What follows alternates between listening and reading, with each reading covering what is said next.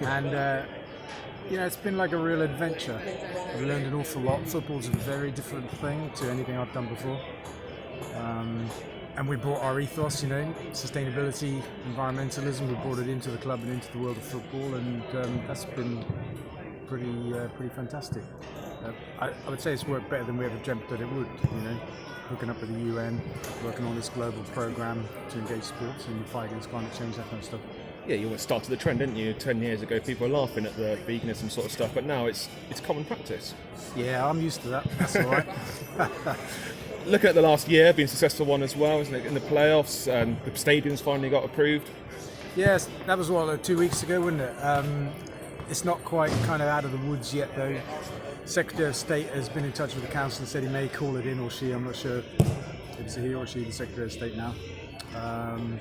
So we'll see what happens. We'll know by the end of January. But one way or the other, we will win and we will build it. So this will just be another bump in the road if it happens. Do you feel it's a bit of political football at the moment, isn't it, with all the general elections going on? It's definitely politics, because Jeremy Corbyn came here. We had a rally in the last days of the election, and we put up a bunch of banners, even on Junction 13, actually, the side of Eco Park. So it's the local Tories that have petitioned the Secretary of State to get involved, and that's obviously a bit of a kickback against our support for Labour, which is just, kind of unfortunate. It's like living in a banana republic right now, because 6 months ago, when this application went to committee, the Secretary of State wasn't interested. The only thing that's changed is the government.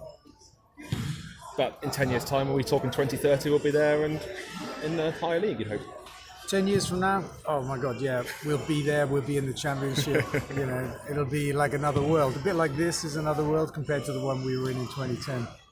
Looking to short term, it's January time. I'm sure the manager always says he wants money for strikers. He says there's some in the budget. Is there a bit of extra stuff as well? You're going to be bringing some strikers in? No, he never says that to me, actually. We just talk about what we need in terms of players and stuff like that. Rich, director of football, and he's the man holding the budget. He says we've got scope in the budget to do the stuff that we need to do. We've got a few targets. There's an awful lot of work going on behind the scenes. It's quite a sophisticated process these days. It's one of the things that we've really improved behind the scenes. So I'm very hopeful that we get a good outcome in January, and we'll push on, and maybe this will be the year we find ourselves in League One. I know in the last 10 years you've only employed 2 managers, which is low for a chairman of a football club. Mark Cooper's now the 9th longest serving manager in the Football League structure. It just shows what happens when you back one and don't change them all the time. It's a good point. I hadn't thought of it like that. We've had 3 managers in my time here, but I only employed 2 of them. You're right. The first one was inherited. It's a good point. I think actually, you have to give people the chance, and football, I think, is famous for being impatient. You've gone and run like half a dozen bad games as a manager and find yourself out of a job. I think that's wrong, because there are so many variables, and we don't do it that way. We give a lot more support and understanding. We have a longer term approach, and I would say that it's paying off. There's only 18 months left in his contract. I guess there's the potential soon to make it even longer. Yeah, of course, there's always that potential, and we're alive to that all of the time. I say only 18 months is quite a long time, really. In the life of a manager, that's a very long time. So I think there's no rush. I do think that by the end of this season, we can find ourselves in League One, which would be fantastic, and that would cap a great decade, wouldn't it? Yeah. Any other big plans coming up? We've got the bamboo shirts, the wooden shin pads. Anything else exciting we can expect on or off the pitch? We've got nothing bigger than Eco Park. That's the really big thing.